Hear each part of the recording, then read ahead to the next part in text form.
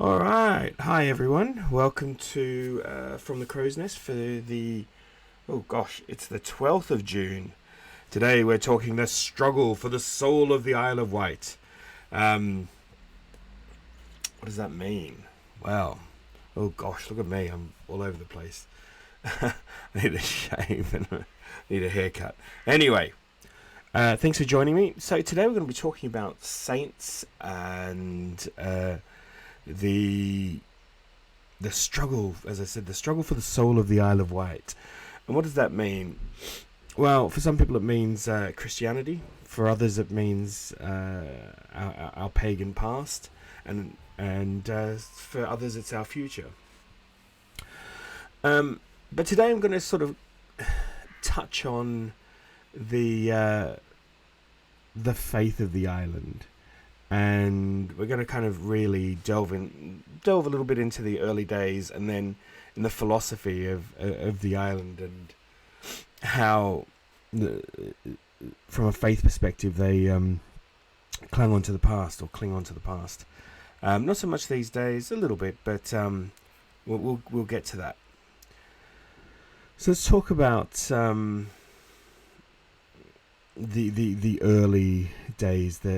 So the Isle of Wight is dotted with burial mounds and sacred sites. There is well documented proof of ritualistic, pre-Romanic ritualistic behavior on the island. I said many Bronze and Stone Age and Iron Age settlements and burial mounds and veneration of the elders, which is sort of a classic pre-Roman faith for this part of the world. But it is very concentrated, and you can't really walk for more than a mile without tripping over some sort of sacred, either a holy well or a sacred site or something. And that faith and that stemming from the paganistic belief suited the islanders very well, suited them very well indeed. And it really wasn't until the 7th century that Christianity started to be brought in. But let's just take a quick step back, and we'll talk about the Romanization of the island. And even with the advent of the Roman overlords, I guess you would call them, then there really wasn't that much change. There wasn't a huge Romanization on the island.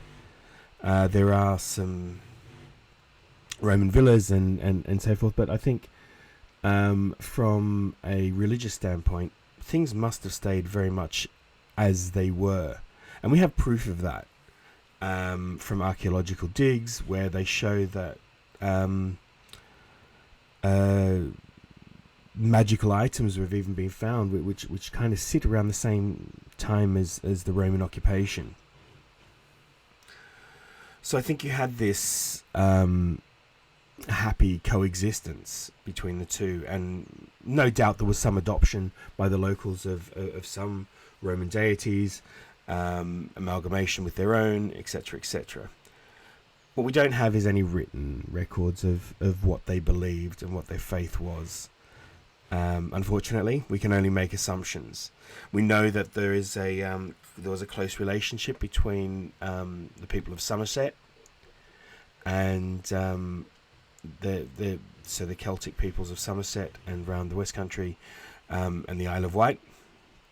We know that there was a free flow of trade and even coinage and so forth. So it stands to reason that the Celtic or the Gael beliefs systems probably held quite strongly. And then we had the invasion of the Anglo-Saxons, bringing their deities and their beliefs. But it looks very much like, again, amalgamation. And we know that the Isle of Wight as a kingdom very much took on a Jutish feel. The original inhabitants were not by any means extinguished. They were just integrated under the Jutish kingdom.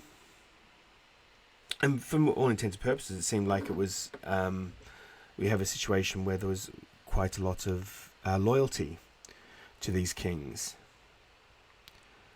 So from a faith perspective, I think for many centuries, even the waves of these foreigners coming in and sat quite happily. Now let's fast forward to the year 661.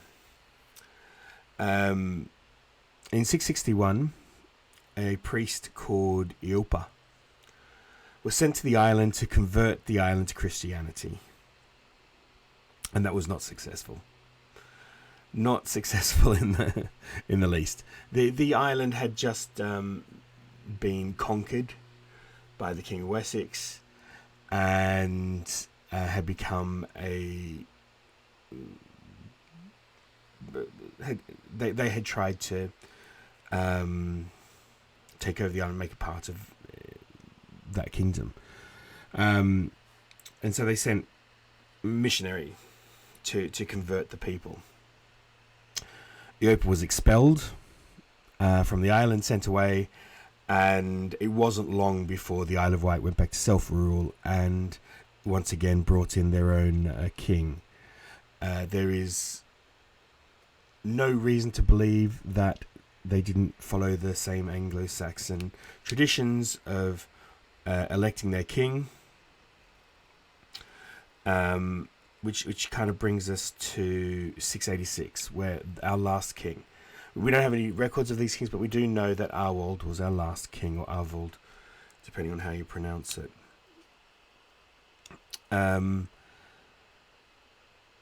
So, and I've covered this in a previous video, several videos. You know, it's one of my real interests is King Arwald. Anyway, 686.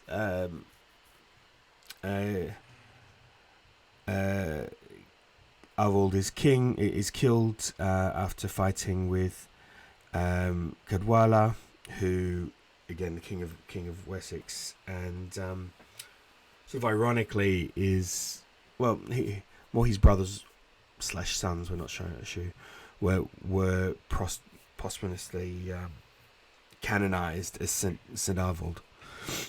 And there's a lot of cloudiness around that as to why. Oh, there goes my phone. Anyway, so our one and only saint, King Arwald, who wasn't Christian, and neither were his sons / brothers. 686. So ask anyone who the patron saint is of the Isle of Wight, and people will say St. Boniface. But you know what? That's not true. St. Boniface is not the patron saint of the Isle of Wight. The patron saint of the Isle of Wight is St. Wilfrid. St. Wilfrid was sent in 688 by King Cadwalla after the obliteration of the houses, the great houses of the island, and putting his own men in place to completely convert the island to Christianity. And this time it seems to have stuck, in inverted commas. Probably in name only, I would have thought. But because the great houses were already replaced, there was a reason to convert, unlike before, when the great houses were all pagan. So St. Wilfrid became the patron saint of the island. But by all accounts, his work here was not peaceful at all. So there is a misconception about the conversion of Christianity, and a lot of people think that it was a very violent process in the United Kingdom, or or Great Britain. And it wasn't, actually. I mean, in some places it was, don't get me wrong, in some places it was.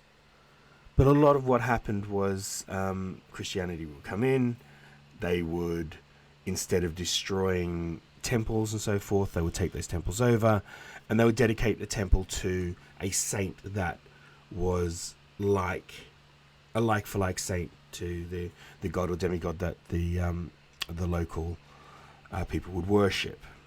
And it was tried to be a very sort of peaceful integration. But by all accounts, St. Wilfrid, when coming to the island, it was not like that at all. It was very much a forceful takeover. And then we have the accounts of the 5 wounds of the Isle of Wight. The 5 wounds being the five main churches that were on the island that were seen for many years as the downfall of Isle of Wight's autonomy, the Isle of Wight's core beliefs and core faiths. So they call them the 5 wounds, and we'll get to those in a minute. Let's continue on with that little bit of a history lesson. So Wilfrid becomes the patron saint. There was a church dedicated to St. Wilfrid somewhere on the island, but no one is quite sure. It was probably destroyed during either a Viking or one of the French raids. There is currently one church, it's a Catholic church in Ventnor that is now dedicated to St. Wilfrid. And there is, as I said, a lot of controversy about that. The memories of the islanders are long. So let's move on to St. Boniface and why people think that he is this patron saint.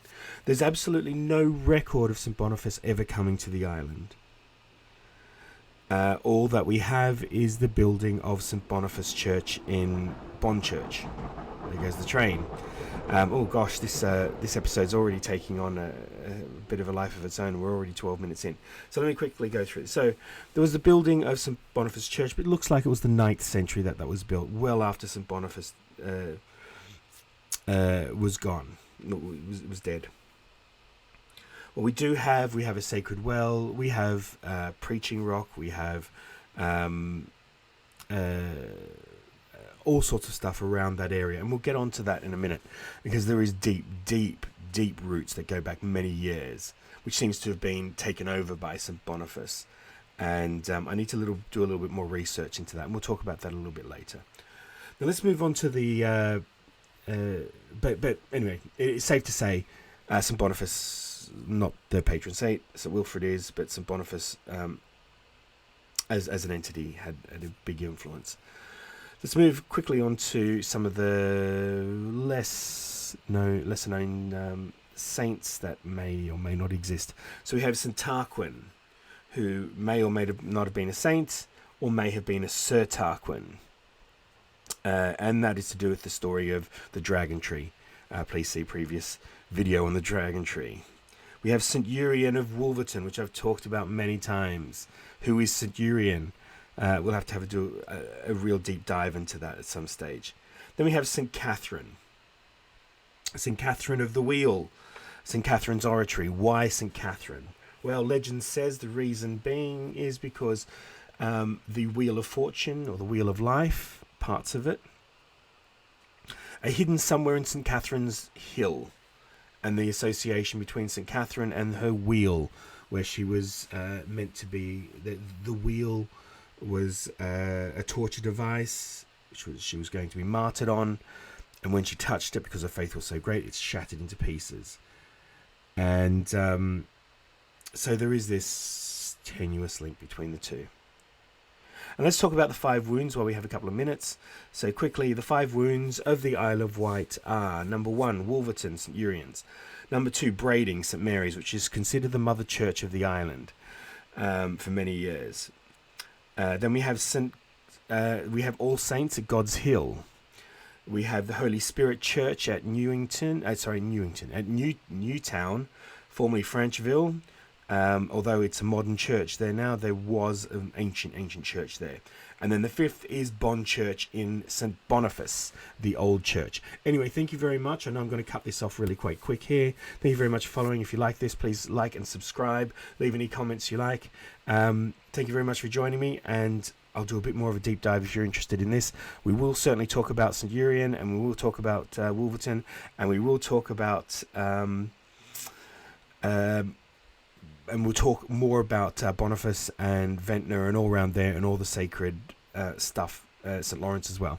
We got anyway, we'll talk all about that at a later date, and we'll talk about sacred wells and sacred sites and all that sort of stuff. Anyway, thanks for that. We'll talk very soon. Have a great day.